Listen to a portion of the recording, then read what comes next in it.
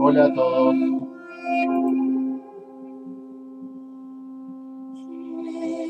Bueno, bienvenidos a mi canal. Mariano C, que es la inicial de mi apellido. Bien, comparto reflexiones filosóficas, teológicas, espirituales, metafísicas, políticas. Soy una persona multifacética, así que abarco muchas cosas. Eh, Como verán, están muy presentes los orbes, que me acompañan permanentemente sin saber yo qué son, pero ahí están, véanlos. Hace rato que tengo prendida la máquina, la cámara, y están ahí como nunca. Así que bueno, como no sabemos qué son, le damos la bienvenida y los dejamos que acompañen el video, porque ya estamos acostumbrados a ellos, por lo menos en muchos de mis videos, en casi todos, y cada vez como más fuertes. Voy a saber qué es, ¿no? Una hipótesis aventurada para mí sería que ahora que están muy presentes en las cámaras, en las fotos y en las filmaciones en todo el mundo, se pueda deber a un cambio en la estructura energética del planeta, como dicen algunos que hubo en las últimas décadas. Una sutilización de las energías, por lo cual una mayor conexión con planos sutiles. Hace que el espíritu se materialice y que la materia se espiritualice. En ese sentido tendría la posibilidad de explicación del hecho de que ahora se puedan ver cosas que tal vez antes eran más inaccesibles. Y bueno, pero no más. Bueno, ¿de qué va a tratar este video?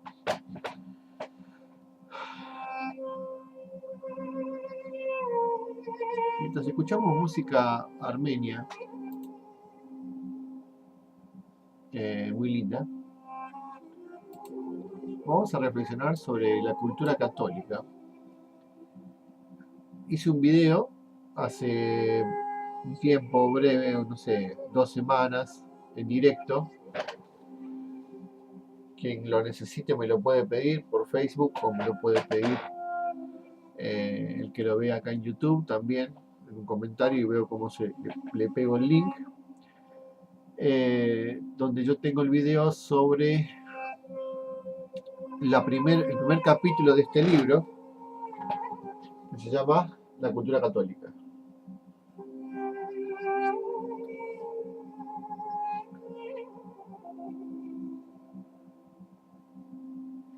Bueno, pertenece a un sacerdote que fundó un movimiento bastante interesante acá en la Argentina y se expandió a otros países.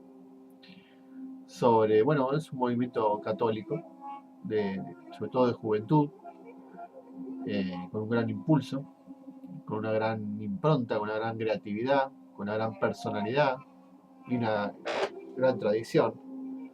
Bueno, lo importante de este libro es, como yo soy una persona formada en filosofía, soy profesor en filosofía, me interesa el aspecto filosófico de esta cultura, que es la cultura católica, que se desarrolla a partir de,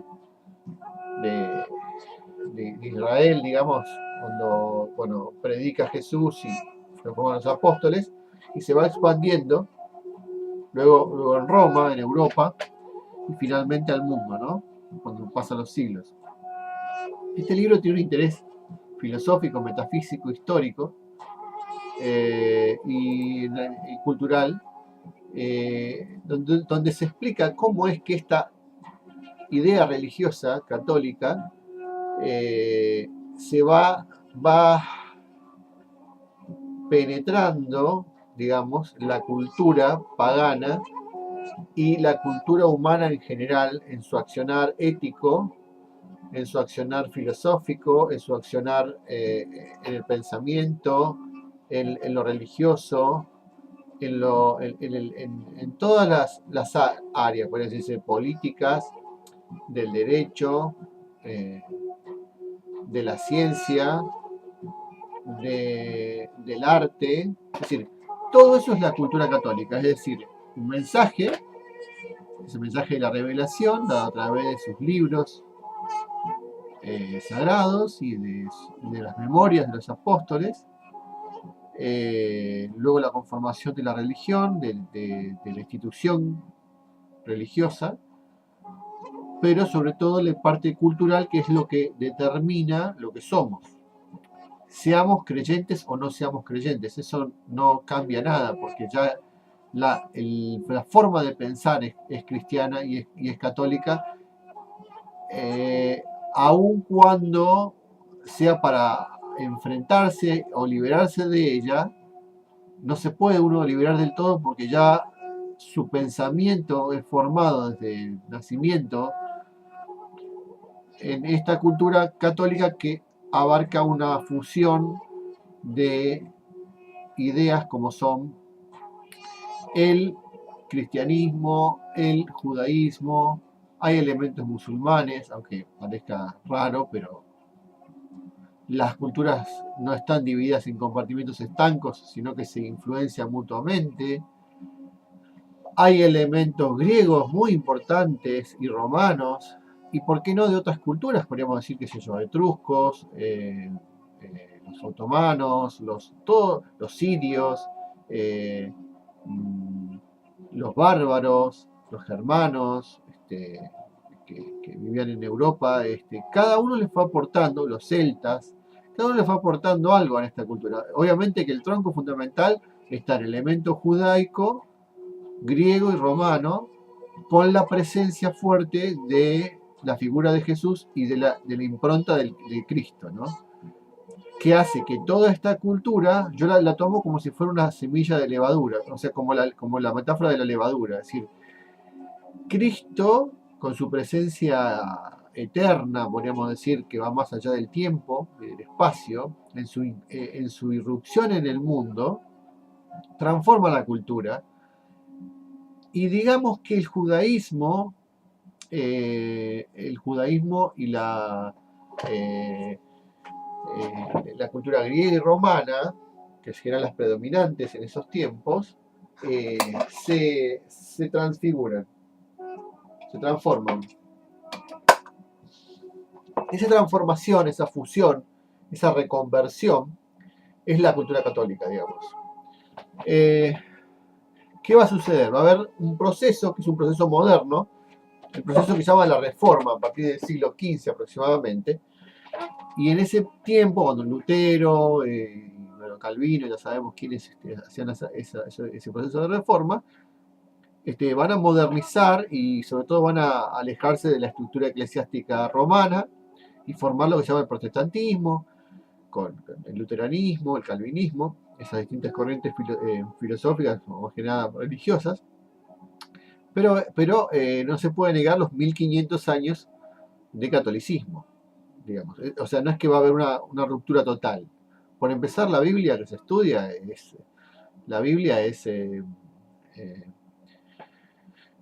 digamos, el establecimiento de los textos, la selección de textos, lo hace el catolicismo. Por lo tanto, cuando dicen la Biblia es un conjunto de libros, eso quiere decir Biblia. Ahora, esos libros son seleccionados dentro de la estructura eclesiástica católica.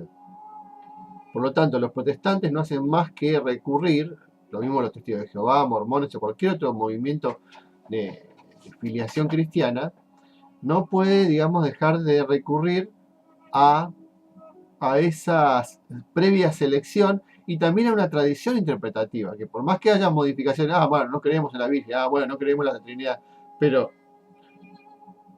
es como que es un retoque de detalles muy mínimos. La estructura básica sigue siendo la católica, ¿se comprende?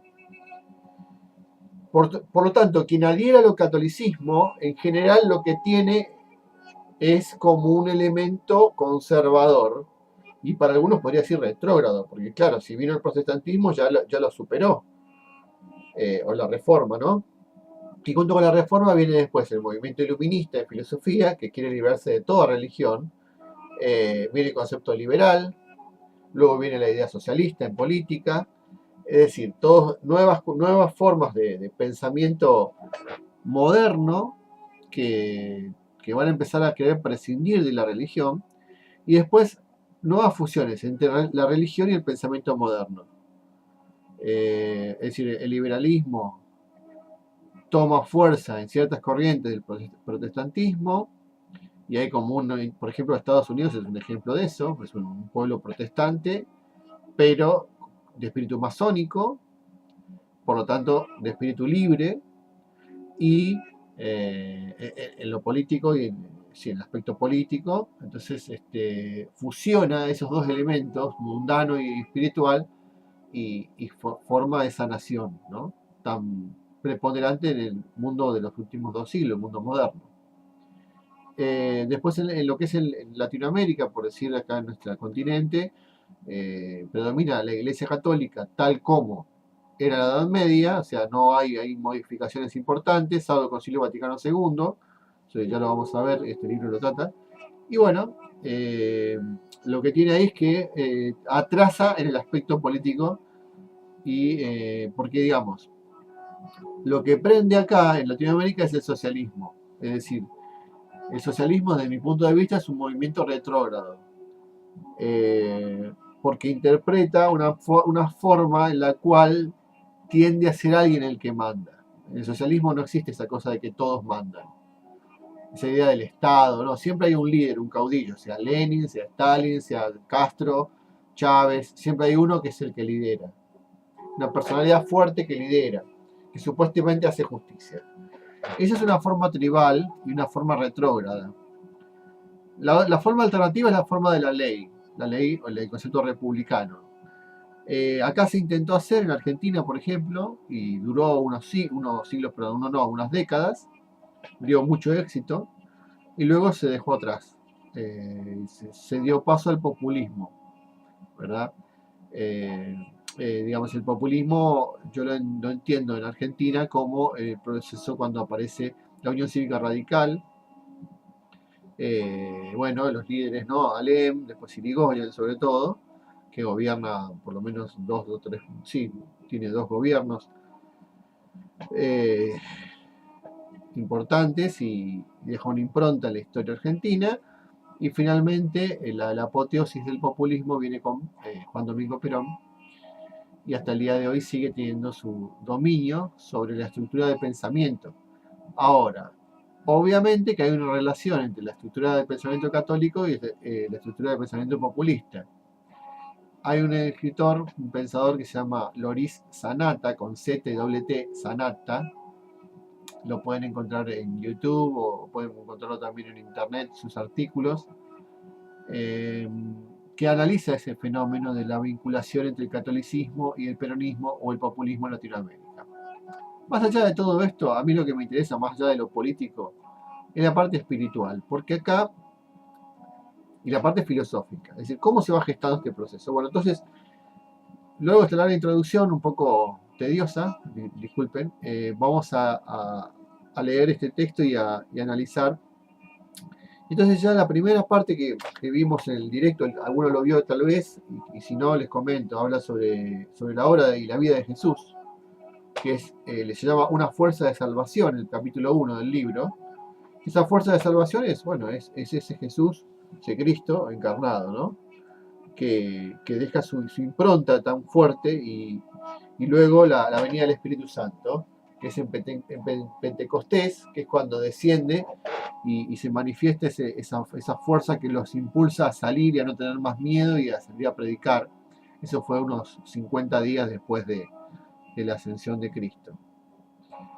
Bien, vamos entonces a al segundo capítulo del libro de Fray Aníbal Fosbury, el fundador de FASTA, que es Fraternidades y Agrupaciones de Santo Tomás de Aquino, es un pensador que tiene como punto de referencia a Santo Tomás de Aquino, que es el mayor pensador, filósofo, doctor de la Iglesia, digamos, el principal referente de la Iglesia Católica, que fue un santo, bueno, un hombre sabio que vivió en los años, en el siglo XII, ¿no? de nuestra era, después de Cristo, año más o menos el 1200, por ahí, 1100, del 1100 al 1200, en ese siglo, vive Santo Tomás y escribe la Suma Teológica, la Suma contra Gentiles y varias obras que van a dejar una impronta, eh, que digamos a la cual se va a adherir fuertemente la Iglesia. Sobre todo va a rescatar el pensamiento platónico, neoplatónico, pero principalmente aristotélico, o sea, de origen griego, obviamente rescatando de la figura de cómo San Agustín hace una fusión entre la filosofía y la religión, digamos, entre la Biblia y el pensamiento griego, sobre todo influenciado por Plotino. Y después se empiezan a traducir textos aristotélicos en ese siglo, el siglo XII, que van a llegar a Santo Tomás y va a hacer como una adaptación de la filosofía de una manera de poder dialogar con los racionalistas del judaísmo y del mundo musulmán para la defensa de la fe cristiana, ¿no? Acá, digamos, lo importante es que Tomás de Aquino con sus obras deja lo que se llama el pensamiento tomista, o sea que es toda una corriente de pensadores que hasta el día de hoy tiene mucha vitalidad, o sea, uno de los pocos pensamientos católicos que ejercen un frente importante de debate en la cultura, ¿no? En el mundo intelectual, pero digamos representando el pensamiento católico, cristiano. Bien, el primer libro, bueno, el capítulo que vamos a tratar acá se llama Las primeras comunidades cristianas.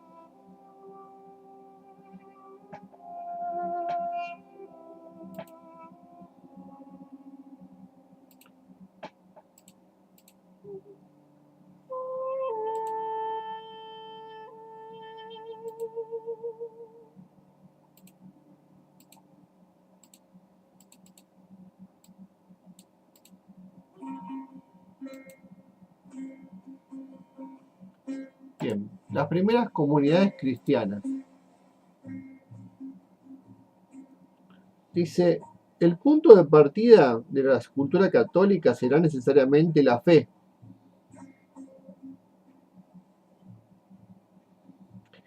En el primer sermón,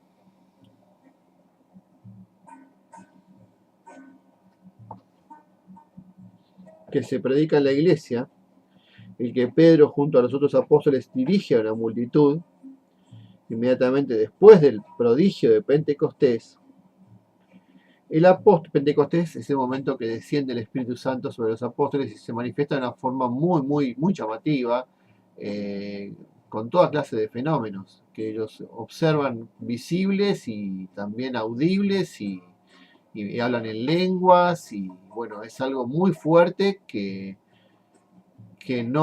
Jesús ya se los había anunciado que iba a pasar y que voy a mandar mi espíritu, es lo que les dice, ¿no? Realmente eso sucedió y bueno, para los que somos creyentes, nosotros creemos en el testimonio de las escrituras y creemos que esto es un hecho, que sucedió y la prueba es la historia. Porque si esto no hubiera sido cierto, no hubiera producido el impacto que produjo de una manera inigualada por nada, ni por nadie, hasta el día de hoy. Sigue, más allá de todas las cosas humanas, sigue estando fuerte esto que se llama esta fuerza de salvación, ¿no? Bueno, vamos a seguir entonces, dice,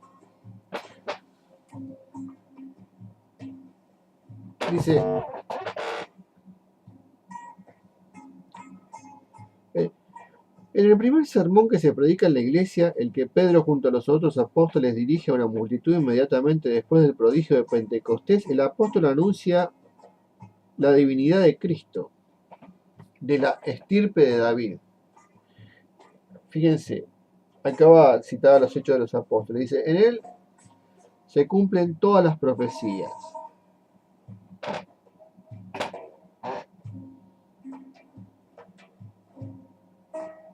¿Mm? Fíjate, dice,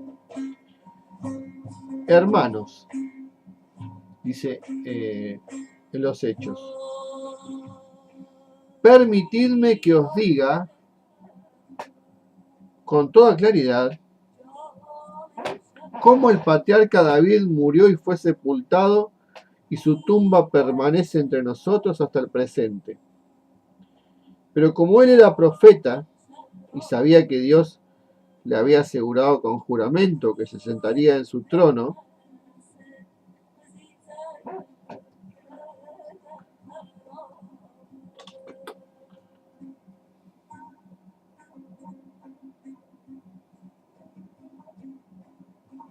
permítame regular un poco la luz para poder, decía Pedro, ¿no? Dice, como él era profeta,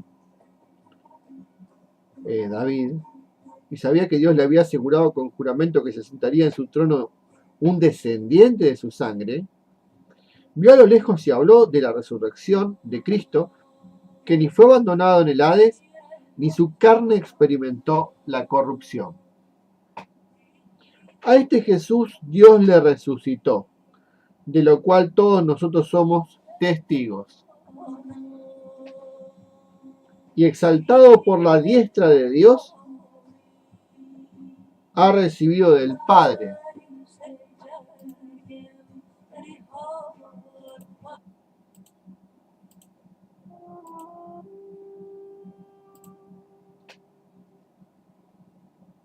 decía, a este Jesús Dios le resucitó, de lo cual todos nosotros somos testigos. Y exaltado por la diestra de Dios, ha recibido del Padre el Espíritu Santo prometido y ha derramado lo que vosotros veis y oís. Se refiere al tumulto y milagro de Pentecostés que había traído hasta allí a toda esa gente. Sepa pues la casa de Israel con toda certeza que Dios ha constituido Señor y Cristo, a quien vosotros habéis crucificado. Repito esto, dice, a este Jesús Dios le resucitó, de lo cual todos nosotros somos testigos, y exaltado por la diestra de Dios, ha recibido del Padre el Espíritu Santo prometido y ha derramado lo que vosotros veis y oís. Se refiere al tumulto y milagro de Pentecostés, que es lo que estamos diciendo hoy, que había traído hasta allí toda esa gente. Sepa pues la casa de Israel con toda certeza que Dios ha constituido Señor y Cristo, a quien vosotros habéis crucificado. Bueno, eso dice en los Hechos de los Apóstoles, dice Pedro. Escuchaban absortos estas palabras de Pedro, el primero.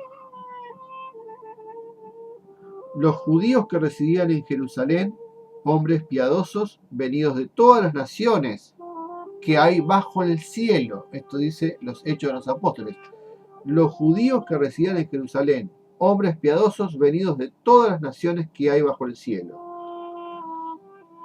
Había entre ellos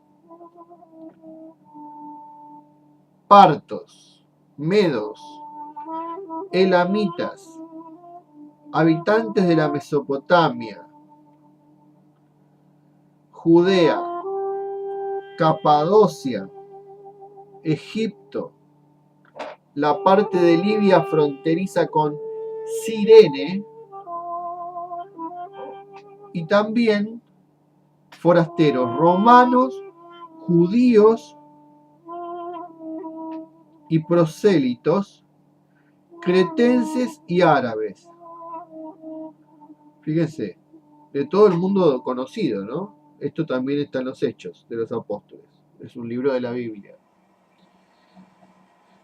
Todos escucharon este sermón en sus propias lenguas y quedaron entonces estupefactos y perplejos.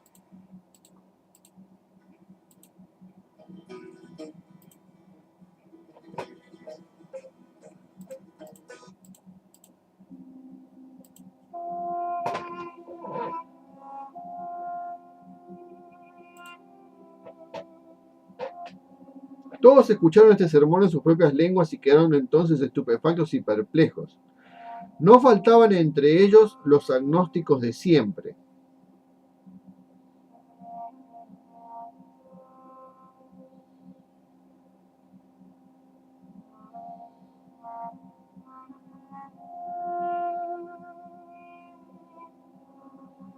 Claro, fíjense algo interesante, ¿no? Que es que todos escucharon este sermón en sus propias lenguas.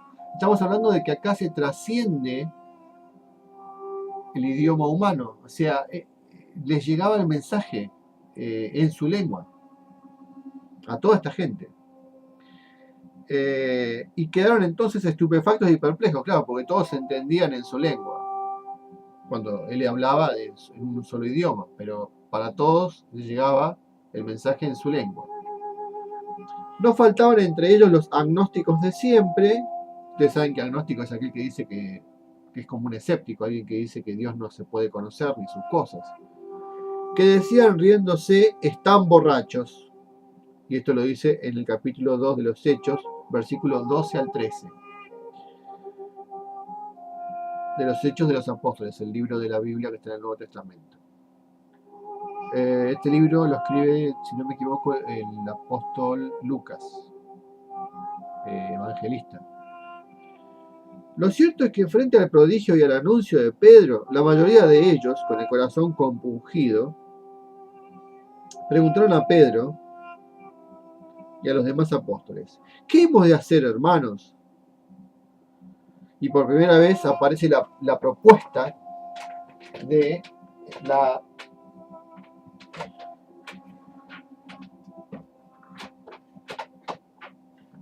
perdón que acomodo el libro acá, la propuesta de la vida cristiana. A ver, vamos a ver si leo desde acá.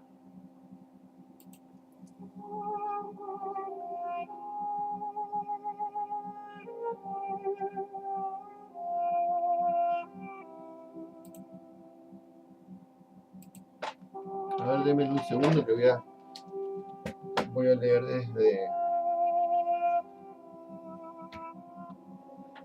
A ver si se ve mejor acá.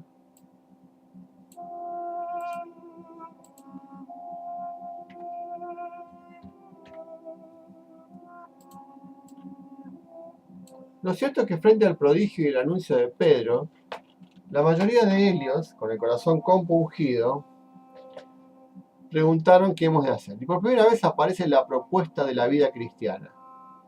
¿Mm?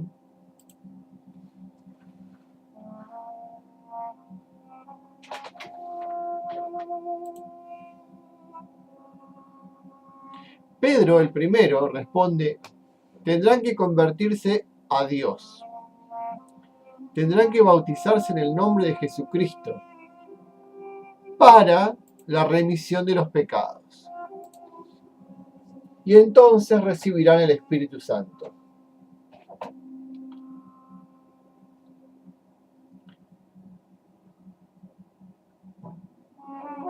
Y por primera vez aparece la propuesta de la vida cristiana. Pedro el primero responde: tendrán que convertirse a Dios.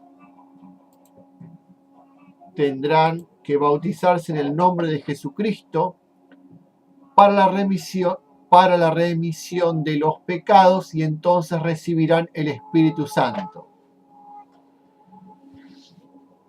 Lo dicen Hechos de los Apóstoles, capítulo 2, versículo 38. Esta es la promesa que Dios había hecho a los judíos, acerca de la cual también volvió a hablar Pedro unos días después. Vosotros sois los hijos de los profetas. Para vosotros, en primer lugar, ha resucitado Dios a su siervo y le ha enviado para bendecirnos, apartándonos a cada uno de nuestras iniquidades. Entonces dice: vosotros sois los hijos de los profetas. Fíjense. Para vosotros, en primer lugar, ha resucitado Dios a su siervo y le ha enviado para bendecirnos, apartándonos a cada uno de nuestras iniquidades. ¿Sí? Ustedes saben, iniquidades son las injusticias.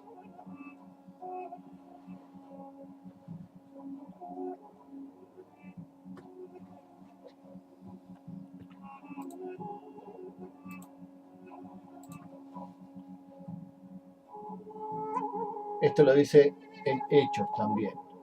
Pero también esta promesa concierne a los gentiles. Ustedes saben, gentiles se usaba en la Edad Media. Son las personas que no son cristianas y que, digamos, no tienen la fe cristiana. Esos son los gentiles. O sea, otros pueblos, otras culturas. Dice, también esta promesa concierne a los gentiles, tal como lo anunciara después Pablo. Mas ahora en Cristo Jesús, dice en la carta a los Efesios de San Pablo, dice, en Cristo Jesús vosotros, los que en otro tiempo estabais lejos, habéis llegado a estar cerca por la sangre de Cristo. Miren qué belleza, dice, mas ahora en Cristo Jesús vosotros, los que en otro tiempo estabais lejos, habéis llegado a estar cerca por la sangre de Cristo. Isaías lo había ya profetizado. Paz, paz al de lejos y al de cerca, yo lo curaré. En el libro de Isaías. A estos que estaban lejos será enviado Pablo. Ustedes saben, Pablo fue un apóstol tardío que no estuvo en el tiempo de Jesús. Jesús estaba encarnado, estaba vivo, no, su cuerpo, sino después de su ascensión. Él era un perseguidor de cristianos, judío, fariseo, y tiene un encuentro con Cristo en el camino a Damasco, que lo hace vislumbrar algo tan fuerte que incluso lo deja cegado, y a partir de ahí él cambia su nombre, de llamarse Saulo pasa a llamarse Pablo, y comienza, bueno, se contacta con la primera comunidad cristiana porque lo manda la misma voz el mismo Cristo a contactar a esta comunidad cristiana en Damasco, que sería Siria, y ahí él empieza su labor apostólica. Y él es el que va a ser un hombre muy culto, que va a convertir incluso a los griegos, que eran hombres los más cultos de la época, eran como decir, como hoy a predicarle a los científicos y a los filósofos, ¿no? Eso eran los griegos. Dice, paz, perdón, paz al de lejos y al de cerca, yo lo curaré. A estos que estaban lejos será enviado Pablo, y me dijo, dicen Hechos, marcha porque yo te enviaré lejos a los gentiles, o sea, a los que no eran cristianos. Las palabras de Pedro, que los conjuraba a que se salvaran de esta generación perversa, fue acogida en ese momento por más de 3.000 personas. Fíjense, las palabras de Pedro, que los conjuraba a que se salvaran de esta generación perversa, fue acogida en ese momento por más de 3.000 personas. Eso dice Hechos de los Apóstoles, capítulo 2, versículo 41. No hay dudas de que el Espíritu Santo había movido sus corazones.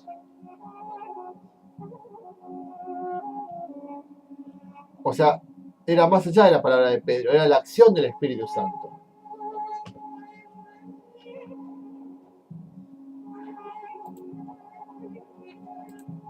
Comenzaba a actuar el poder invisible de Dios en su iglesia, a través de los apóstoles y el Espíritu Santo. Comenzaba también a gestarse la cultura católica. Detrás de esta multitudinaria conversión se constituirían las primeras comunidades cristianas que acudían asiduamente a la enseñanza de los apóstoles, a la comunión, a la fracción del pan y a las oraciones. Esto también está en los Hechos de los Apóstoles. ¿Qué hay que hacer, hermanos?, le preguntan a Pedro y a los apóstoles. Pero Pedro responde, instando a la conversión, al bautismo y a la remisión de los pecados.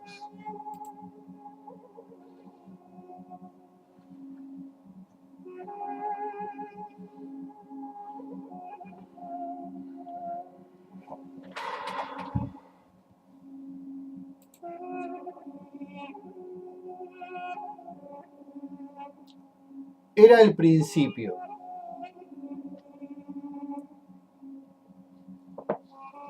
Pero después, ¿qué hay que hacer? Bueno, después recibiréis el Espíritu Santo. Y esta es otra respuesta. O sea, primero conversión, bautismo y remisión de los pecados. Y después recibiréis el Espíritu Santo. Los que recibieron la palabra de Pedro fueron bautizados.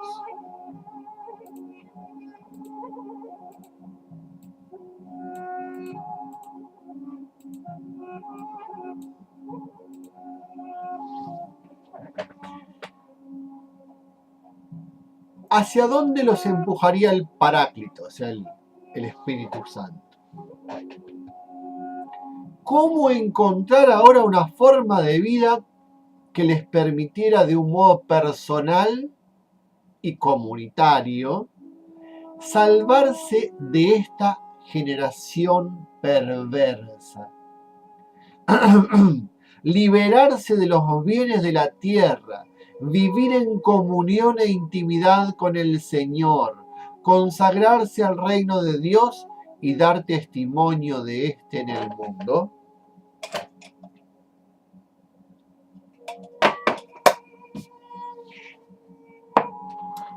La forma de vida que expresaba todo esto la había tenido Jesús con sus apóstoles. Pero Jesús ya no estaba. Los apóstoles poco a poco se irían dispersando. La comunidad apostólica quedaría poco a poco disgregada. Cada día se agregaban nuevos conversos a la comunidad. Se hacía necesario, imprescindible, encontrar un modo de vida personal y comunitario que sirviera para contemplar, construir, sostener y proteger este proyecto. Voy a repetir eso. Se hacía necesario, imprescindible, encontrar un modo de vida personal y comunitario que sirviera para contemplar, construir, sostener y proteger este proyecto. Estas palabras: contemplar, construir, sostener y proteger el proyecto. Cada uno está llena de significado de estos verbos, ¿no? Estos infinitivos. Y entonces, hermanos, ¿qué tenemos que hacer? La respuesta a esta pregunta, movida como estaba por el Espíritu Santo, irá alcanzando nuevas significaciones. Los flamantes cristianos ya convertidos y bautizados, liberados de la carga de sus pecados, dispuestos a escapar de la generación perversa, tendrán que vivir en comunión e intimidad con Jesús, igual que los apóstoles, pero sin que Él les acompañe con su presencia. Será un requerimiento de pura fe.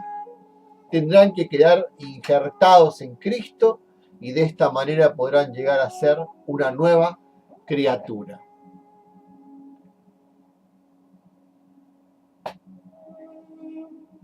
Qué lindo la palabra injertados en Cristo, como si fuera un árbol, ¿no? Donde corre la savia de la vida de Cristo.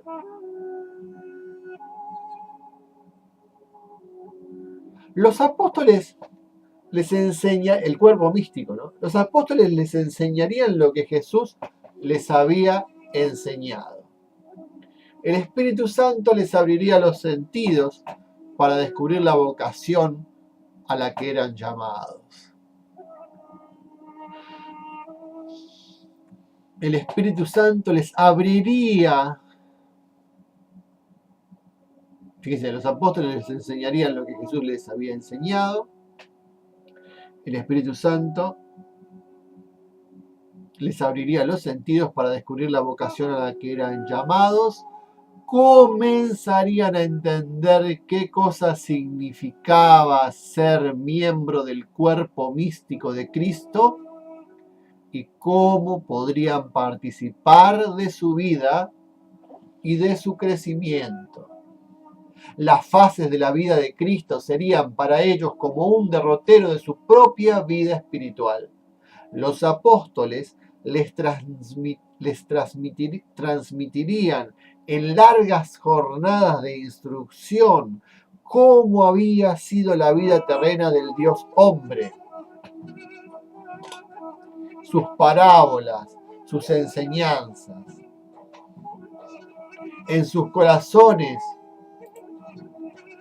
de nuevos y primeros cristianos convertidos del judaísmo o del paganismo, iría creciendo cada vez con mayor fervor el deseo de imitar a su Señor, de identificarse con Él.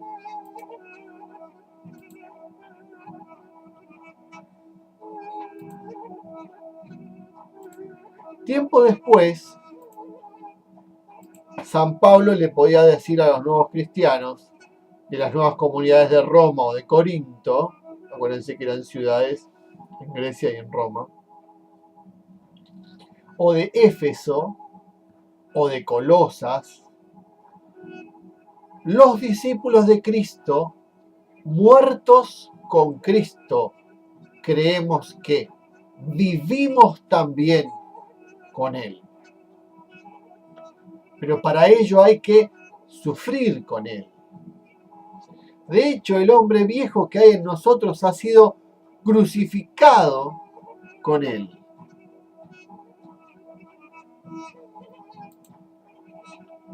Esta idea de la crucifixión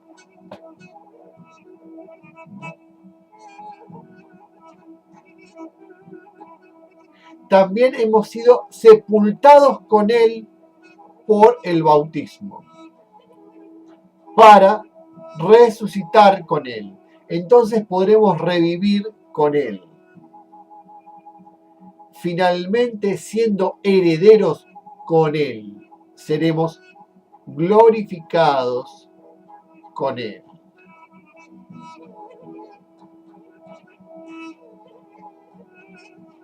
Y reinaremos con Él.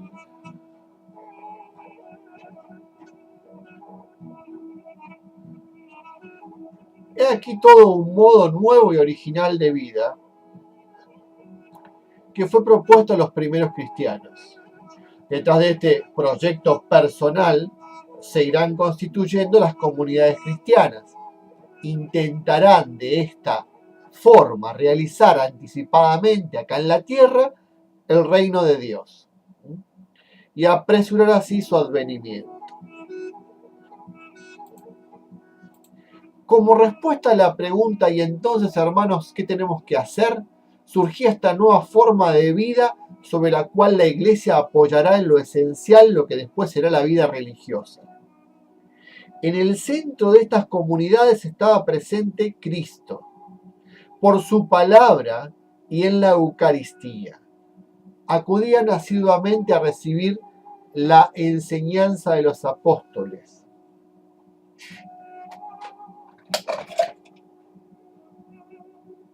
Discúlpenme porque tengo que tomar mate.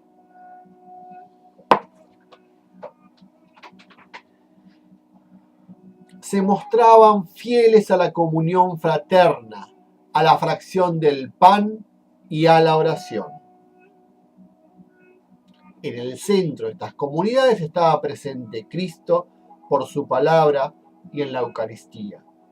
Acudían asiduamente a recibir la enseñanza de los apóstoles, se mostraban fieles a la comunión fraterna, a la fracción del pan y a la oración. Los fieles constituían una verdadera comunidad.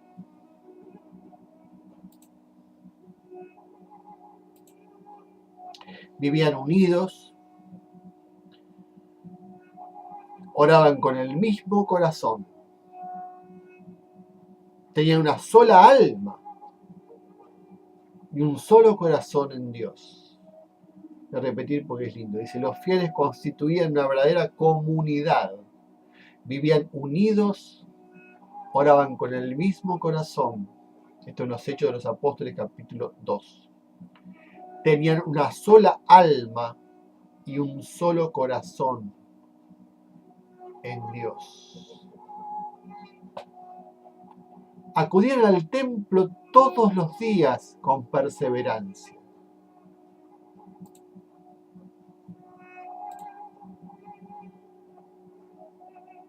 Con alegría y sencillez de corazón partían el pan por las casas y tomaban su alimento.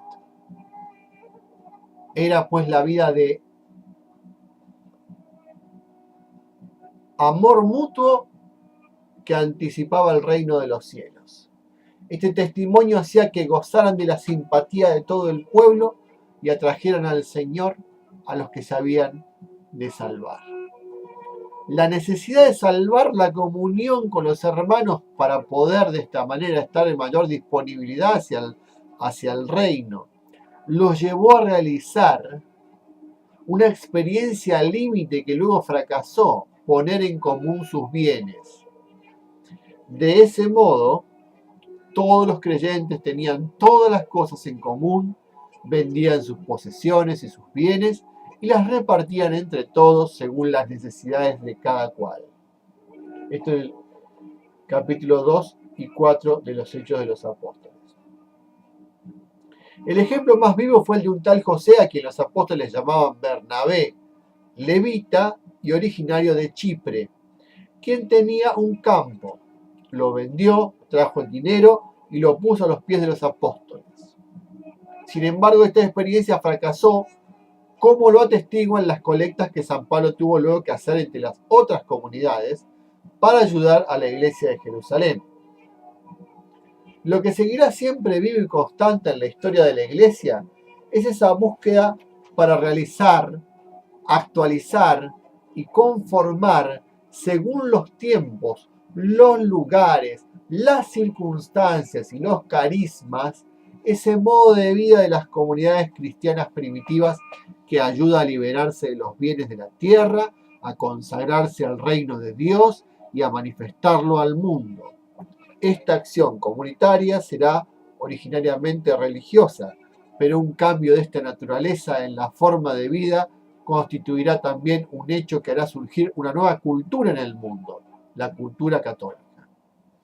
Voy a repetir esto, dice, lo que seguirá siempre vivo y constante en la historia de la Iglesia es esa búsqueda para realizar, actualizar y conformar, según los tiempos, los lugares, las circunstancias y los carismas, ese modo de vida de las comunidades cristianas primitivas que ayuda a liberarse de los bienes de la tierra, a consagrarse al reino de Dios y a manifestarlo al mundo. Esta acción comunitaria será originariamente religiosa.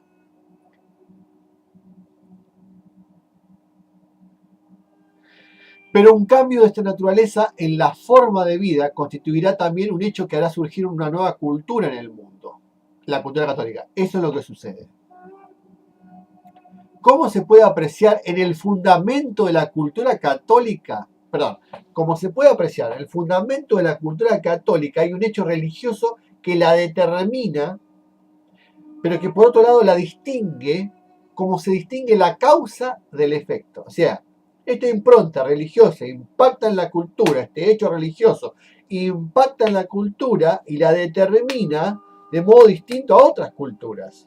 Por eso el libro se llama La cultura católica, porque es lo que la hace distintiva de otras culturas. Fíjense, la cultura católica, ¿no? La tesis del libro es que la cultura católica es distintiva del resto de las demás culturas, que también las hubo y las hay.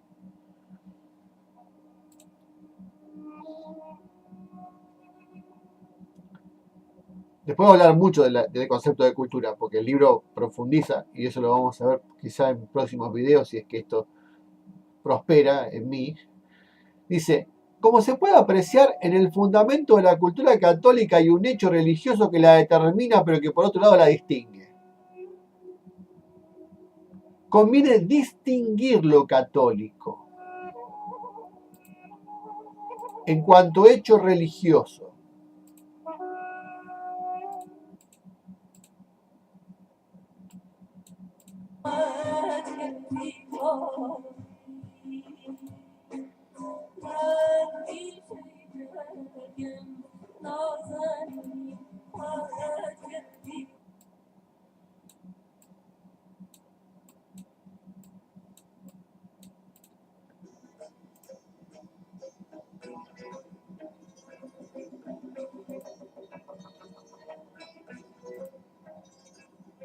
Conviene distinguir lo católico en cuanto a hecho religioso de lo católico en cuanto a cultura. Son dos esferas o dimensiones distintas, interrelacionadas, la cual una transforma a la otra como la causa al efecto. Una genera la otra. ¿Sí?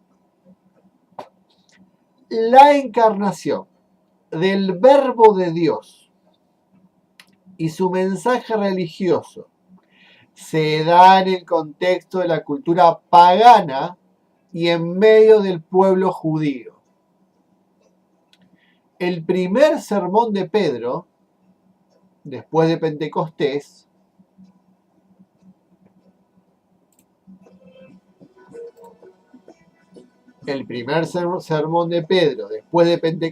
está dirigido a los partos,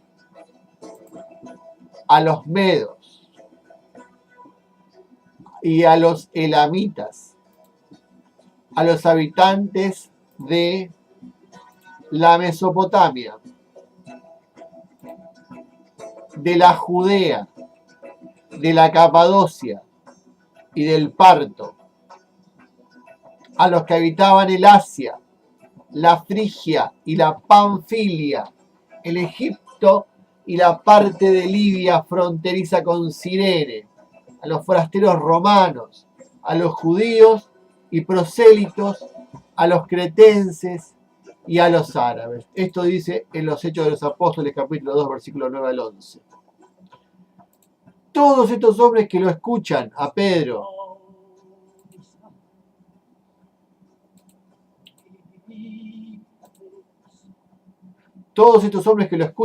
entre estupefactos y perplejos, que pertenecen a culturas diversas, que hablan idiomas distintos, que tienen creencias extrañas. Todos estos hombres que lo escuchan entre estupefactos y perplejos, que pertenecen a culturas diversas, que hablan idiomas distintos, que tienen creencias extrañas y antagónicas. Todos ellos, sin embargo, los oyen hablar. Esto es lo maravilloso. Lo oyen a Pedro hablar en su propia lengua. Es decir, que cada uno lo escucha traducido. ¿Se encuentra? Esto es algo que trasciende lo común. Y todos al mismo tiempo reciben un mensaje común, el anuncio de Jesús resucitado.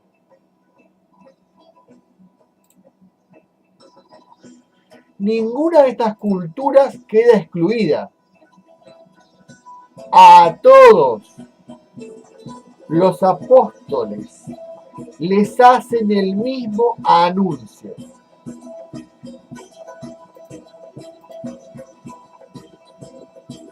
A partir de allí los aceptarán y con el corazón compungido preguntarán a Pedro y a los apóstoles: ¿y entonces qué tenemos que hacer, hermanos? Otros simplemente se retirarán confundidos diciendo: están borrachos, porque también existe aquellos que no reciben el mensaje. Estos dicen, están borrachos. Lo que Pedro y los apóstoles implantan después de Pentecostés es la iglesia, el reino de Dios y su misterio. No es una cultura. La cultura circundante sigue siendo la que era. El anuncio de Jesús resucitado convoca al bautismo y a la conversión, y detrás de esta aptitud comienza a constituirse las primeras comunidades judeo-cristianas. El anuncio de Jesús resucitado convoca al bautismo y a la conversión, y detrás de esta actitud comienzan a constituirse las primeras comunidades judeo-cristianas. Pablo hará luego lo propio con los gentiles, o sea, los que no eran judeo-cristianos, y antes del primer siglo, las comunidades cristianas estarán presentes en todas las ciudades y regiones conocidas del antiguo Imperio Romano. Esto se da en un siglo, entiendan, menos de un siglo. En 70 años, en 60 años, hay comunidades cristianas en todas las ciudades del Imperio Romano. Explíquenme esto. En tiempos de no había nada de internet, ni comunicaciones, ni tecnología, ni automóviles, ni colectivos, ni nada. Andaban a pie, por caballo.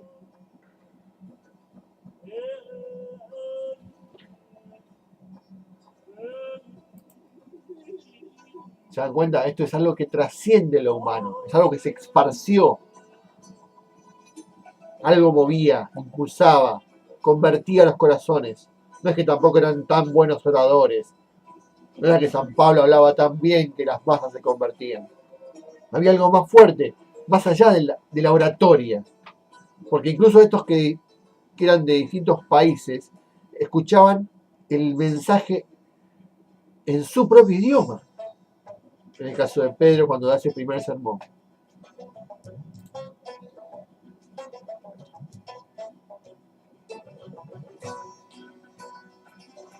Estas comunidades cristianas, a partir de las cuales se implanta la iglesia como el reino de Dios en medio de los hombres, configuran con sus vidas un hecho eminentemente religioso.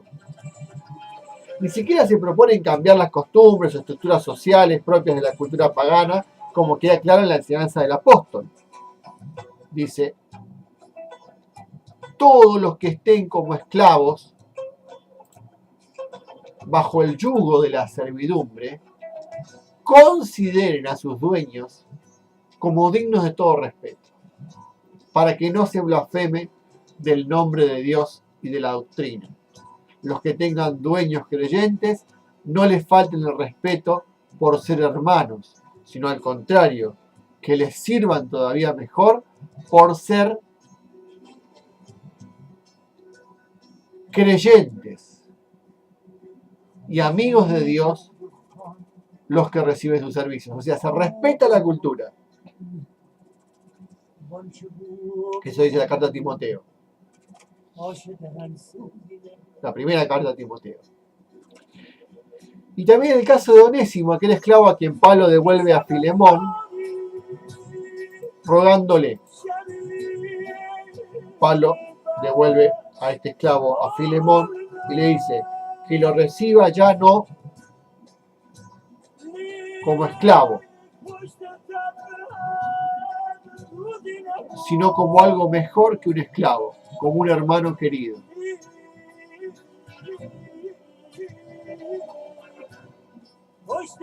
Eso en Filipenses, los cristianos de Filipo.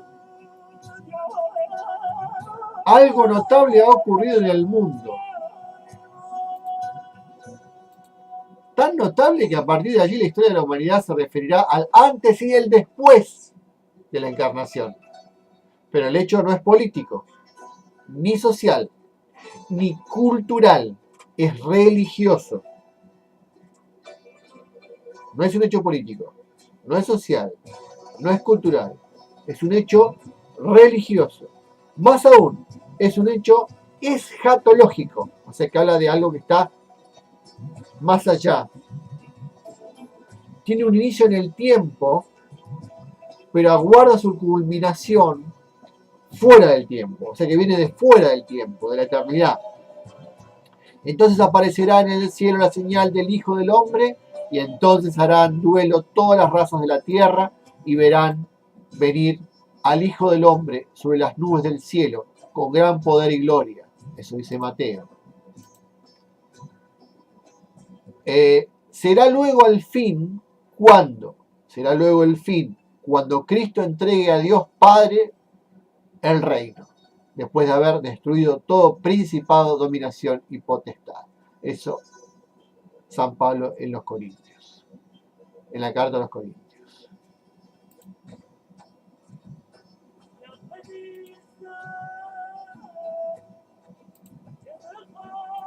También podemos pensar que caerán todas las culturas. A ver, déjenme mirar algo.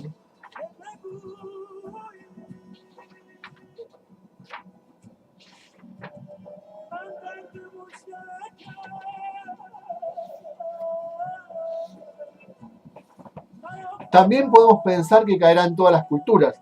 Se mantendrá, sin embargo, desde el misterio de Dios la glorificación de todo el cosmos. Serán entonces los cielos nuevos y las tierras nuevas anunciadas. La nueva recreación en la gloria del Padre, por Cristo, con Cristo y en Cristo, como acto final de alabanza a la Trinidad Santísima. Mientras tanto, estas pequeñas iglesias ya instaladas, frágiles comunidades amenazadas por el paganismo y el judaísmo que las espían y las cercan, se encierran en su fe para salvar el patrimonio recibido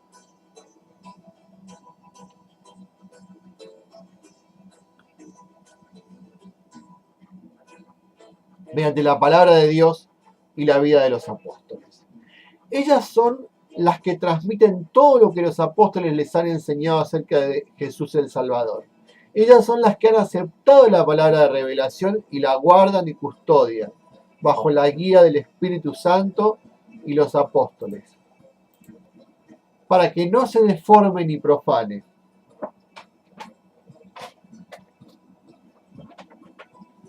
Aguánteme un segundito porque como no tengo quien me se de mate, y como si supieran lo tarde que es, pero yo estoy con ganas de que esto quede para ustedes, este testimonio de esta maravillosa obra que, bueno, relata la historia de la cultura católica y desde sus primeros tiempos hasta el presente. Vamos a ir por capítulos.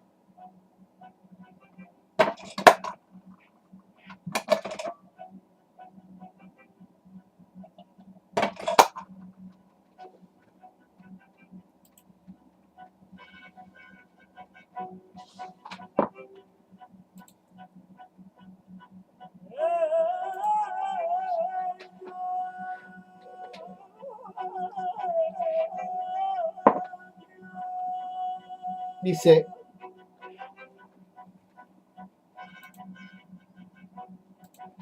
ellas son las que han aceptado la palabra de revelación. Ellas son las que transmiten todo lo que los apóstoles les han enseñado acerca de Jesús el Salvador. Ellas son las que han aceptado la palabra de revelación y la guardan y custodian, bajo la guía del Espíritu Santo y los apóstoles, para que no se deforme ni profane. Ellas transmiten la enseñanza de boca a boca, de corazón a corazón.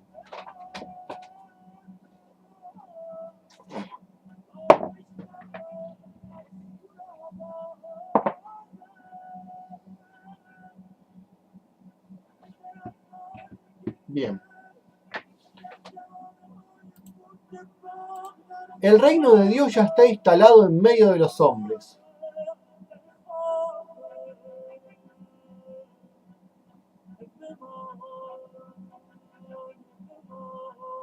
No se trata, sin embargo, de un hecho cultural.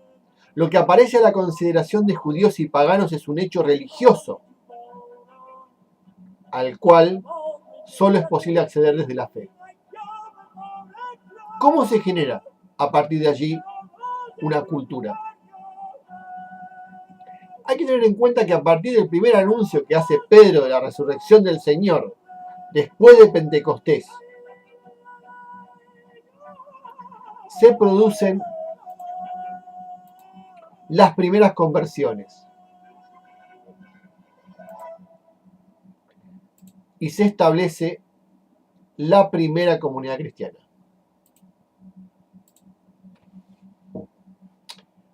Acerca de lo cual ya hemos hablado. Estas comunidades cristianas se forman alrededor del anuncio del reino.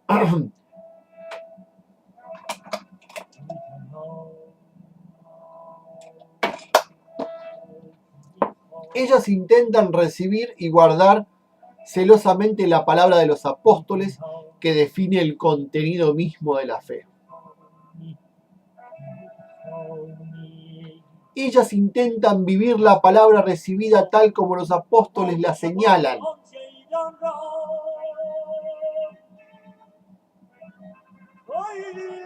Se arrepienten de sus pecados.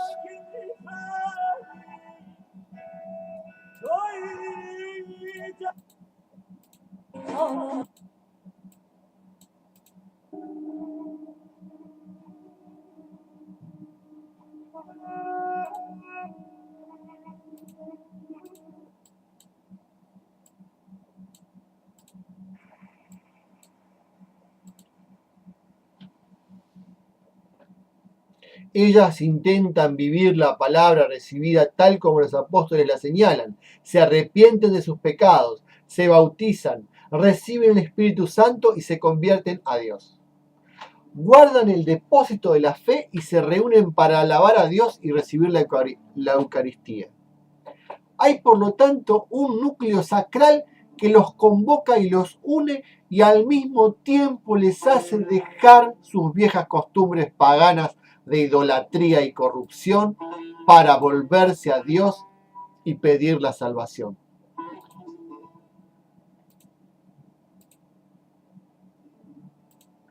¿No sabéis acaso que los injustos no heredarán el reino de Dios?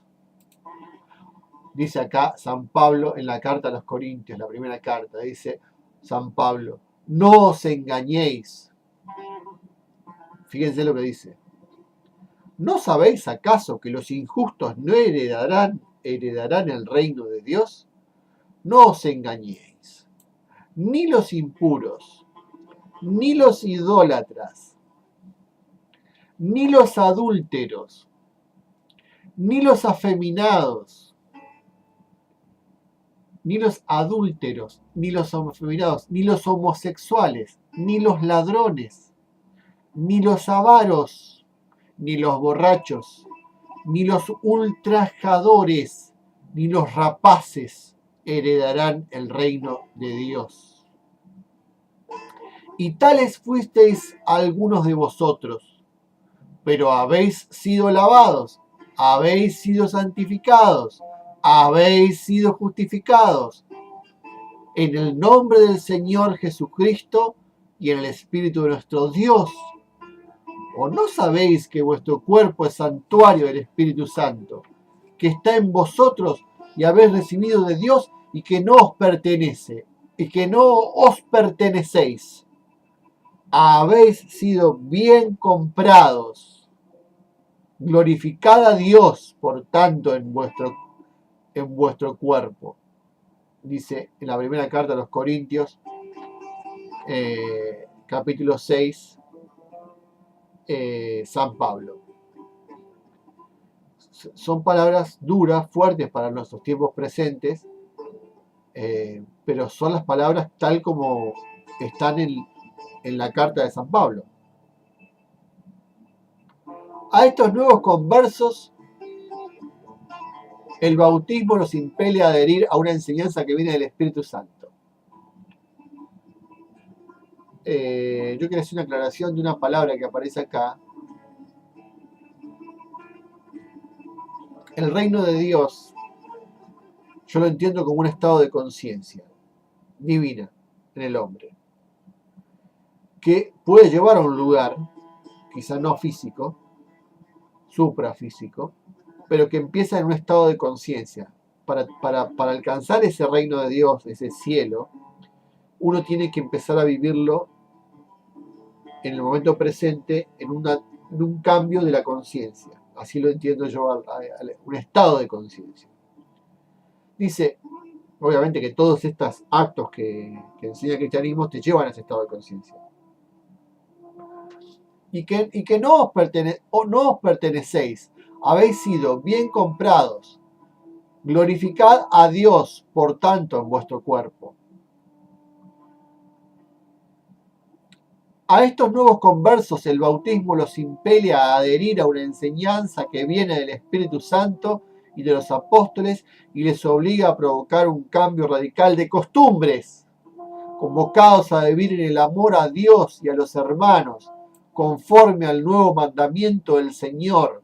Centrarán toda la razón de ser de sus comunidades en una verdad a contemplar, propagar y testimoniar, en un camino a recorrer hasta que Él vuelva, y en una vida de participación desde la gracia, de la plegaria personal y de los sacramentos. Aquí se fundará el estilo de vida de las primeras comunidades cristianas, que se manifestará en el seguimiento del Señor, o como después seguiría en la secuela Christi. El núcleo fundante de estas comunidades será entonces una doctrina a creer, una moral a practicar y un culto a ofrecer. De esta manera, ellos encarnan en el tiempo la forma de vida de los apóstoles, que implica una koinonía, del griego koinon, común, es decir, una comunidad de vida. Así nacen las primeras comunidades cristianas. Una doctrina a creer, una moral a practicar y un culto a ofrecer. Así surgen las comunidades cristianas. La comunidad o comunión consiste para estos nuevos conversos venidos tanto del paganismo como del judaísmo en tener parte en Cristo y en sus bienes, y al mismo tiempo en comulgar con estas mismas realidades entre ellos. San Pablo recuerda a los corintios que han sido llamados a la comunión con el Hijo Jesucristo.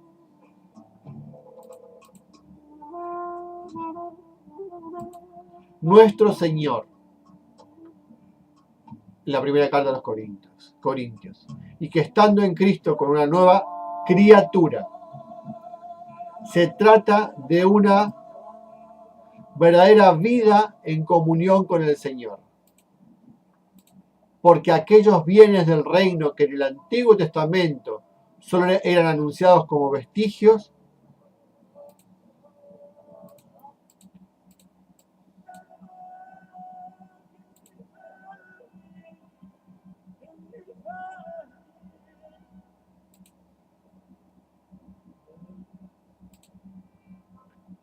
dice, se trata de una verdadera vida en comunión con el Señor, porque aquellos bienes del reino que en el Antiguo Testamento solo eran anunciados como vestigios, hoy, después de la muerte y la resurrección de Cristo,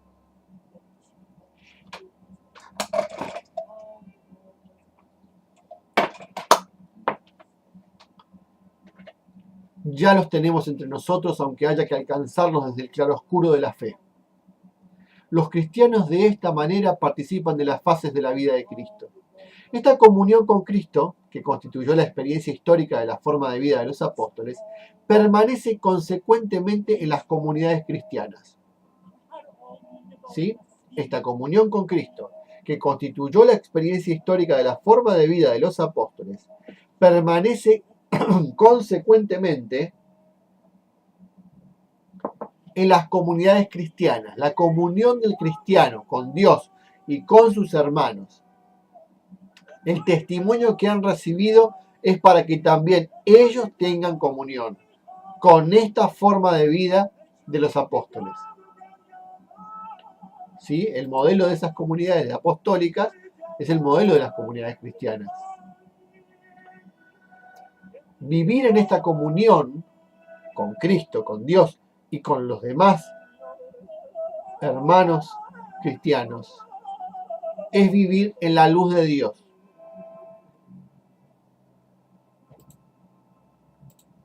Si decimos que tenemos comunión con Él y caminamos en las tinieblas, mentimos, dice la primera carta de Juan.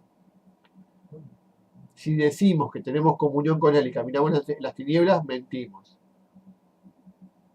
Se trata entonces de obedecer el mandato del Señor, vivir en disponibilidad a Dios, guardando sus mandamientos, porque el que guarda sus mandamientos permanece en Dios y Dios en él, dice San Juan.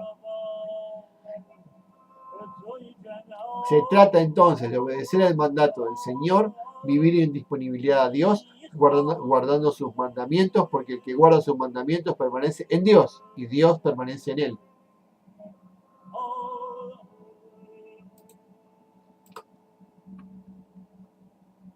¿Mm?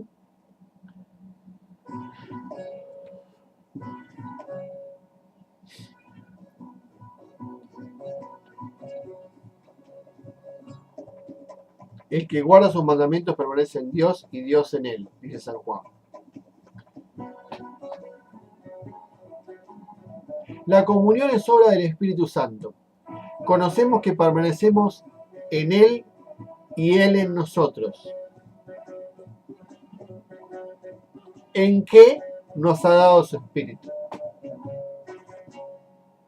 Esta misteriosa forma de vida que asumen las primeras comunidades cristianas tiene un solo y único objetivo: el advenimiento del reino de Dios. Repito, esta misteriosa forma de vida que asumen las primeras comunidades cristianas tiene un solo y único objetivo: el advenimiento del reino de Dios.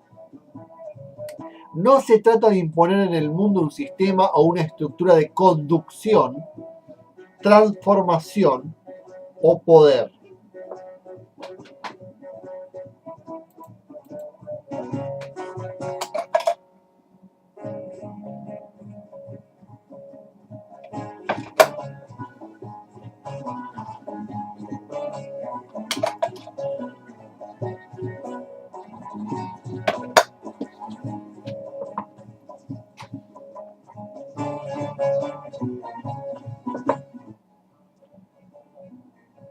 No se trata de imponer en el mundo un sistema o una estructura de conducción, transformación o poder, ni siquiera de modo directo e inmediato. Ni siquiera una cultura. O sea, estamos en un terreno, en una dimensión religiosa, netamente religiosa. Se trata más bien, o sea, fíjense, no se trata de imponer en el mundo un sistema o una estructura de conducción, transformación o poder, ni siquiera de modo directo e inmediato. Una cultura. Se trata más bien de una potencia misteriosa, de un poder invisible que provoca un dinamismo tal que conquista al mundo a la manera como brota y crece una semilla o se levanta por la levadura a la masa. Acá está la idea central del libro. Que esta presencia del hecho de la fe, del hecho religioso, hace elevar toda la cultura ya existente. ¿Se comprende? Se trata más bien de una potencia misteriosa, de un poder invisible, que provoca un dinamismo tal que conquista al mundo a la manera como brota y crece una semilla o se levanta por la levadura la masa. Este reino ya está presente y operante en medio de los hombres. Es revelado a los pequeños, como dice el Evangelio. Es un regalo del Padre. Jesús le deja a la comunidad de los apóstoles los poderes para hacer presente y operable el misterio del reino de los cielos en medio de los hombres, porque ellos han permanecido constantes conmigo en mis pruebas y yo dispongo para vosotros del reino como mi Padre lo ha dispuesto para mí.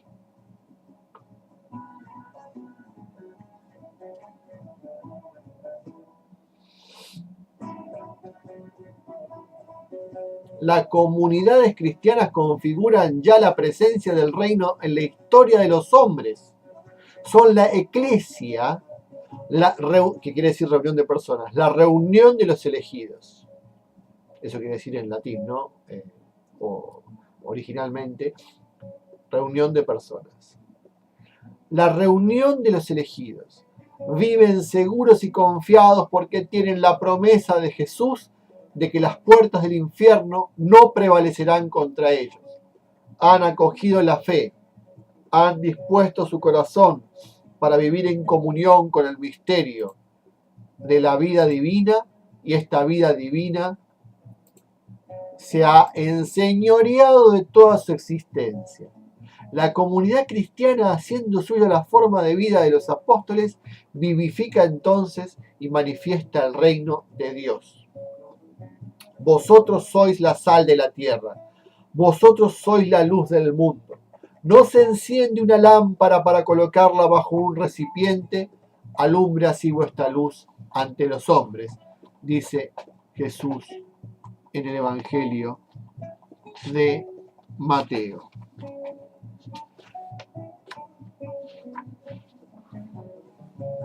Los cristianos reunidos entonces en comunidades de amor, de comunión con Dios y participando de los bienes del reino, estarán en el mundo, pero sin ser del mundo. Habrá siempre una necesidad de renuncia radical a los bienes del mundo, para poder significar que el reino de Dios ya está en medio de nosotros, y no es de este mundo.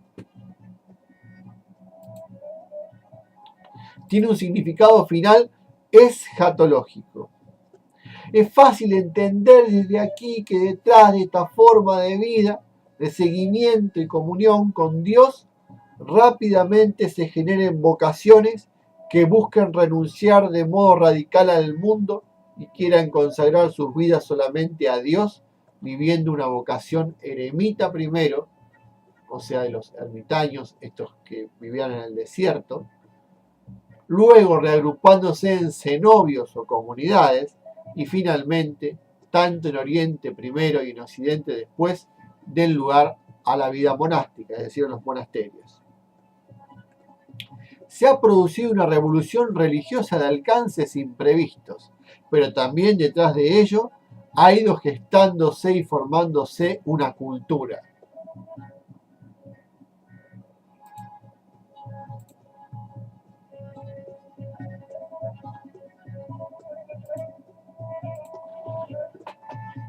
Se ha producido una revolución religiosa de alcances imprevistos, pero también detrás de ello ha ido gestándose y formándose una cultura. Es interesante para comprender el alcance y el sentido de lo que venimos diciendo, transcribir parte del texto de una carta de la cual no se conocen datos ni del autor ni del destinatario. Se trata de una apología del cristianismo compuesta bajo la forma de una carta a un pagano que gozaba de cierto rango social, de nombre Diogneto. La composición, según ciertos autores, podría ubicarse en el siglo III. Pareciera haber sido escrita cuando ya el cristianismo se ha expandido en gran parte del imperio.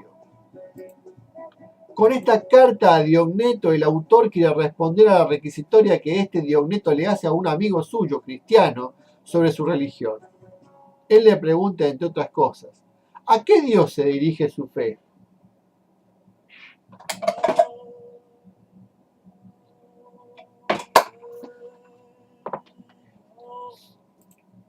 ¿Qué culto hay que rendirle?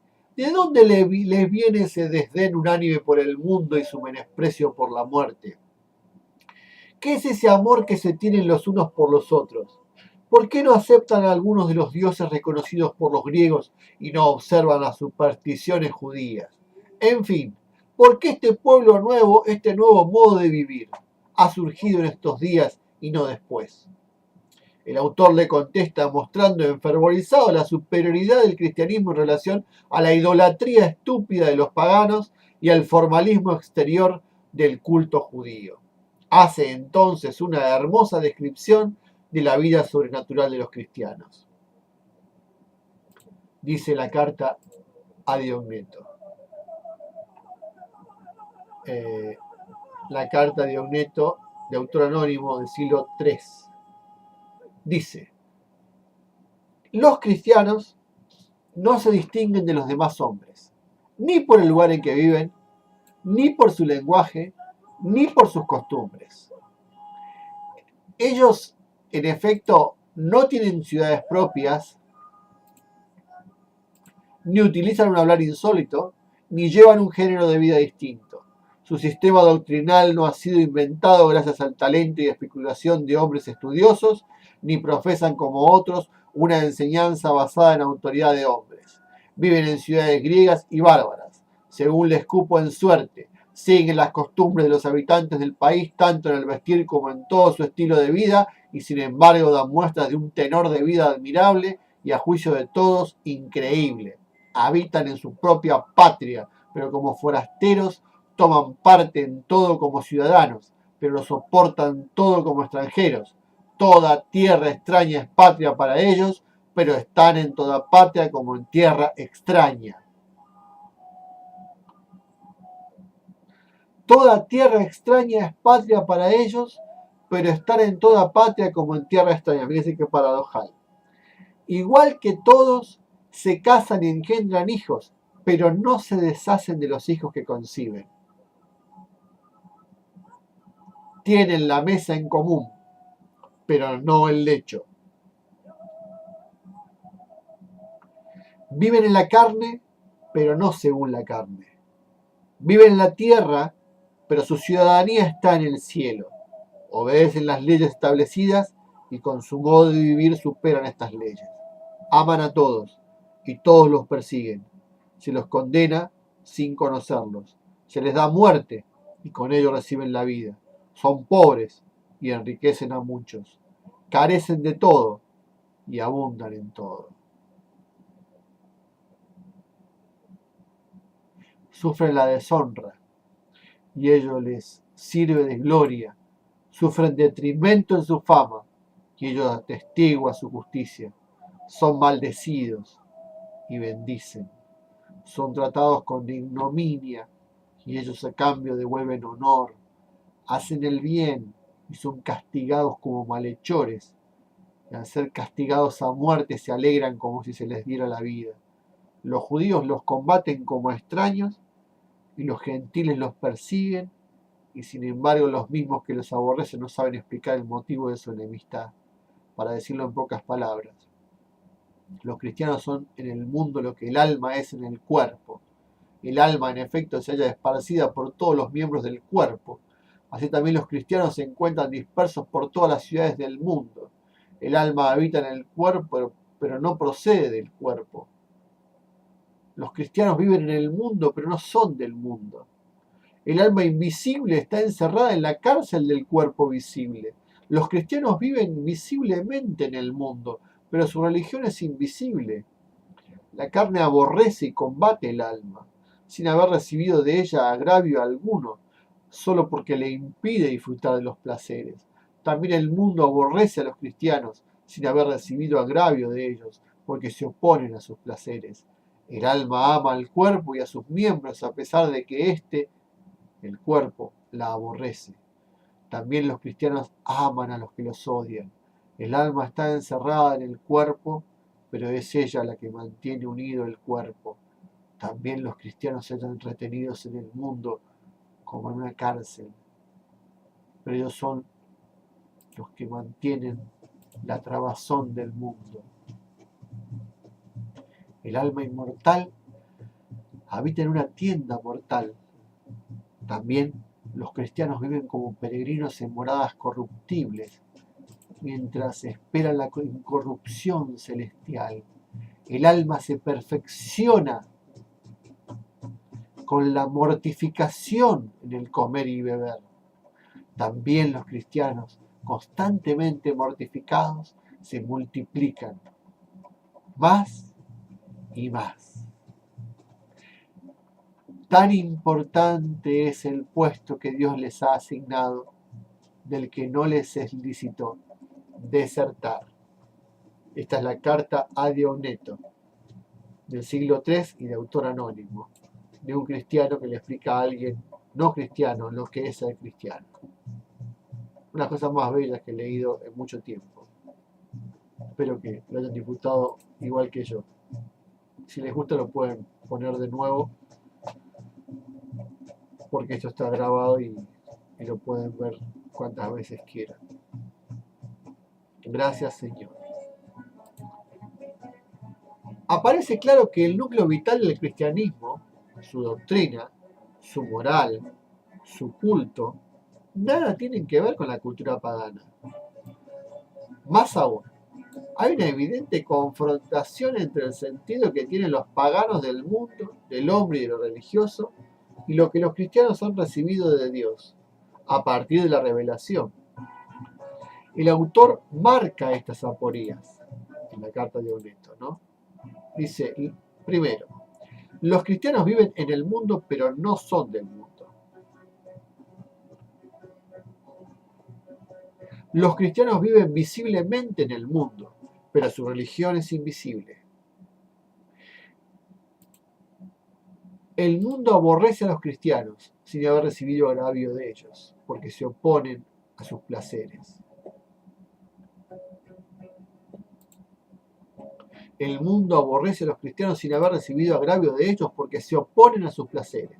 Los cristianos, a pesar de ser aborrecidos por el mundo, aman a los que los odian. Los cristianos se hallan retenidos en el mundo como en una cárcel, pero ellos son los que mantienen la trabazón del mundo. Los cristianos viven como peregrinos en moradas corruptibles, mientras esperan la incorrupción celestial. Aparece una concepción del mundo que sin duda alguna tenía que asombrar a los paganos. Ellos estaban inmersos en un fatalismo. Ustedes saben que fatalismo es de fatal, de fatum, de fado, de destino, helado, es decir, fatum. Es así, lo decide el destino, lo deciden los dioses, lo decide el concepto trágico en el cual estás destinado y no puedes escapar a aquello que te toca y que generalmente no era bueno.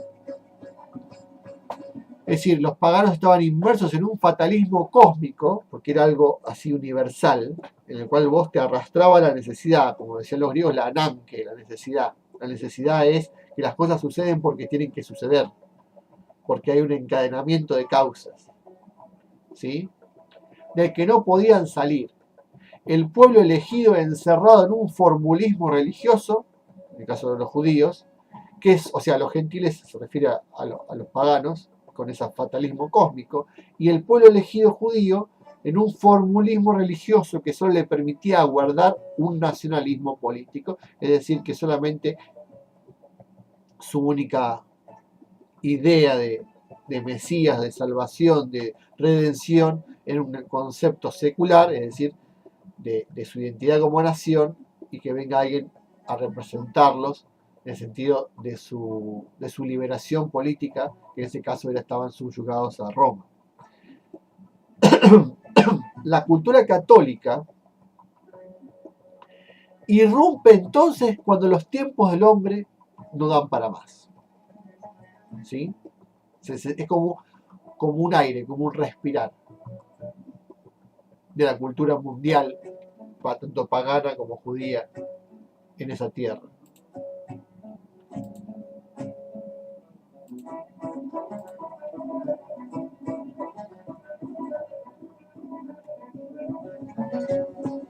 Bueno,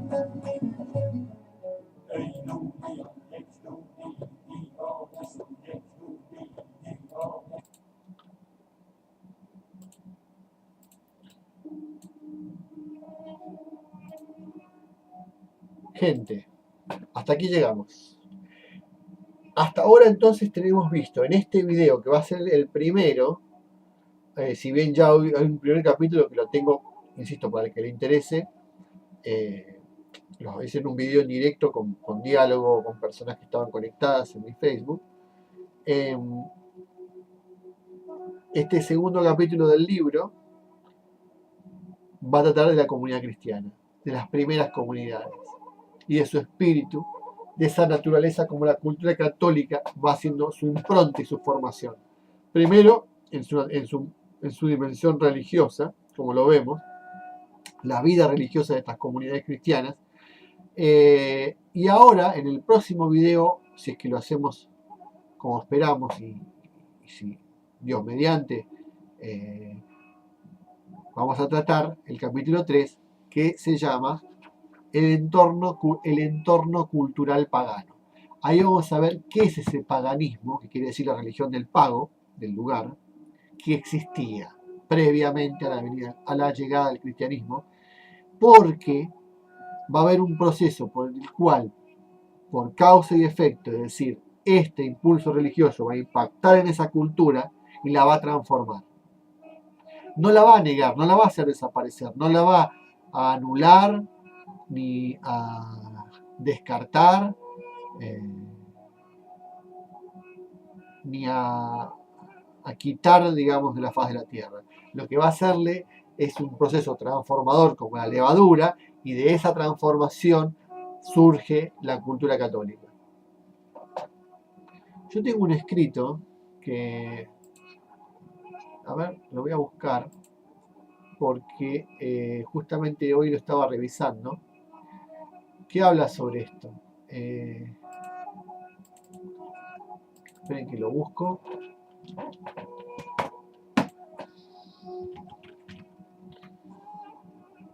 Se llama, habla sobre nuestra cultura, ¿no? La sustancia, esperen que la busco por acá. A ver si la encuentro.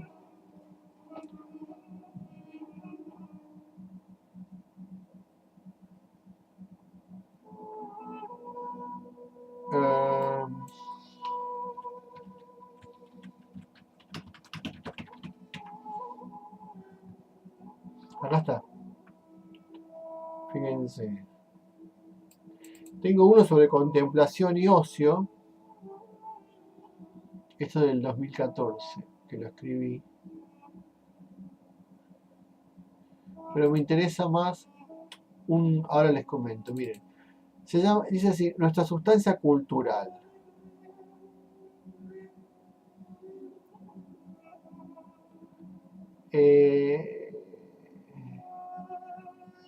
Dice, para mí Dios es un valor. Esto lo escribí yo, ¿no? En el año, a ver, en el 2014 lo escribí.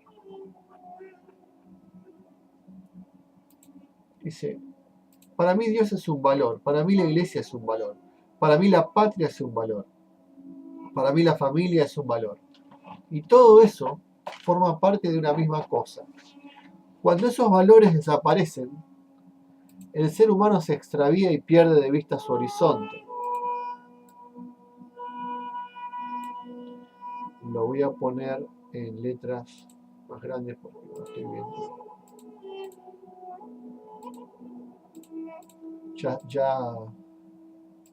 les leo. Ahora sí.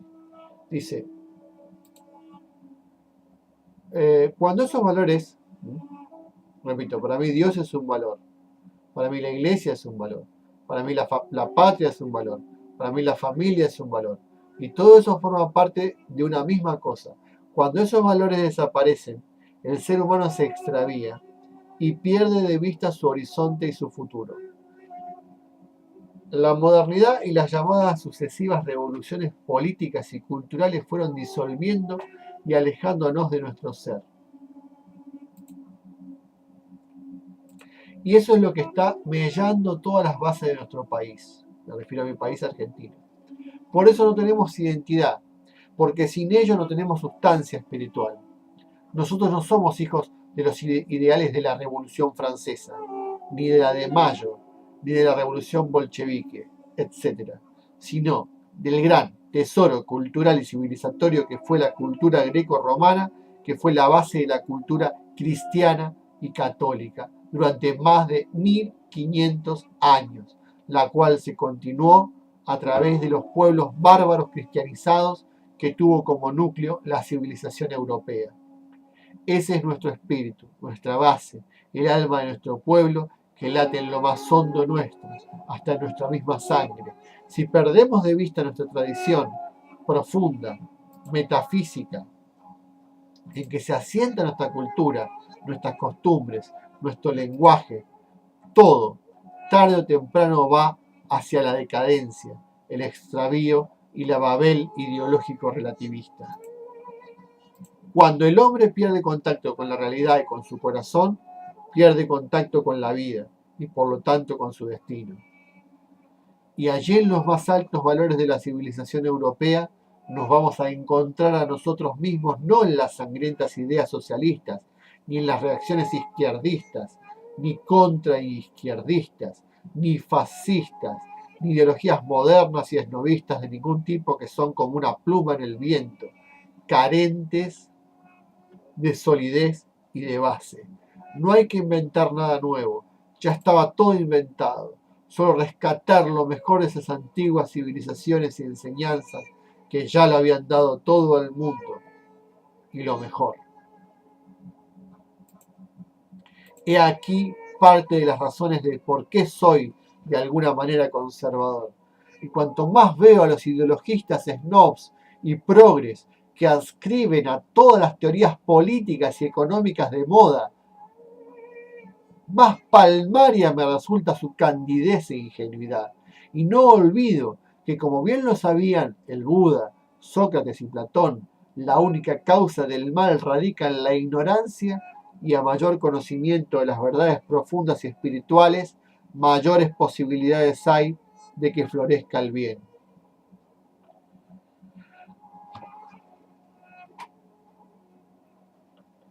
Pero nunca de la mentira, el error y la confusión habrá de surgir un camino que libere ni que ilumine al hombre. Por más llamativas y estentorias que resulten ciertas ideas a la mirada de los desprevenidos y de las extraviadas masas, su destino será el precipicio, el sufrimiento y el caos. Repito, nunca de la mentira, el error y la confusión habrá de surgir un camino que libere y que ilumine al hombre. Por más llamativas y estentorias que resulten ciertas ideas a la mirada de los desprevenidos y las extraviadas masas, su destino será el precipicio, el sufrimiento y el caos. Y esto lo digo el 27 de marzo del 2014 y hoy lo repito siendo 3 de agosto del 2017. Y lo sostengo más a la luz de este texto que estamos compartiendo de la cultura católica. Creo que se comprende el concepto. ¿Por qué me interesa estudiar esta historia? ¿Por qué algo que surgió hace 2000 años? Porque somos eso. ¿Queremos cambiarlo? Conozcámoslo primero. ¿Qué vas a cambiar? ¿Hay que cambiarlo? ¿Estás seguro? ¿Conoces aquello que vas a cambiar? ¿Conoces tu historia? ¿Conoces a los grandes hombres? ¿Los grandes pensadores? ¿Los grandes hechos de la historia? ¿Las ideas políticas? ¿Las ideas religiosas, culturales, artísticas? ¿Las realidades? ¿Tu lenguaje, tu idioma? ¿El significado de las palabras que empleas? ¿Su origen? ¿Lo conoces? Basta de superficialidad, de barrer por encima de las cosas el polvillo. Vamos a las estructuras, a las bases. Esto es la metafísica. Hay filósofos como Kant, como Nietzsche, filósofos modernos que han intentado ir a esas estructuras o para apuntalarlas o para destruirlas. Pero sea como sea, si no las conoces, ¿cómo las vas a cuestionar? ¿Desde qué? Desde la ignorancia. Para una persona culta, te ve, te escucha y dice, pero este muchacho no tiene ni idea de lo que está diciendo. Es todo en el aire, porque lo que está diciendo está negando su tradición, está hablando de algo, mientras lo afirma, lo niega, porque se contradice. Porque si vos querés crear una cultura alternativa, por ejemplo, la cultura indígena, y te sentís identificado, tenés que dejar de hablar tu idioma, más allá de que puedas hablar el español, pero vas a tener que empezar a cambiar todos los conceptos, desde raíz. ¿Cómo haces? Yo, por mi parte, reivindico mi origen, más allá de que pueda tener alguna parte de sangre, porque esto es algo físico, pero culturalmente, mi origen es europeo en sentido de la cultura católica. Insisto, más allá de que creas o no creas, hay una tradición ética, política, ideológica, hay ciertos valores, axiología que conforman la estructura de la cultura occidental. y mal que mal dio lugar a la civilización moderna. Están los apocalípticos que dicen, bueno, todo esto hay que terminarlo y destruirlo, hay que empezar de nuevo porque está todo mal. Y están los integrados que decimos, no, está bien, hay nuevos tiempos, pero hay que adaptarse, conocerlos y rescatar los valores eternos. Y por eso que quiero hacer estos videos. Discúlpenme lo largo de todo esto, pero son temas muy profundos y que dan para bastante. Solamente les digo, suscríbanse por favor a mi canal, a Mariano C. Comenten en los videos. Ahí van a encontrar también otros videos que les pueden interesar. Y si lo ven en Facebook también, coméntenmelo porque yo así necesito esa retroalimentación para seguir compartiendo estas cosas. Pongan me gusta, que eso también ayuda a difundir, compartan el video. Y les agradezco muchísimo a la persona que puede haber estado escuchando y presente y acompañando, la paciencia, el interés, y espero puedan seguir, vamos a seguir compartiendo. Bueno, les mando una bendición en nombre de Cristo, de la fe que tengan, porque respeto todas las religiones. Para mí la religiosidad va más allá de las culturas, es algo que está por encima. Así que les mando ese cariño, ese saludo afectuoso, ese abrazo, y mi gratitud.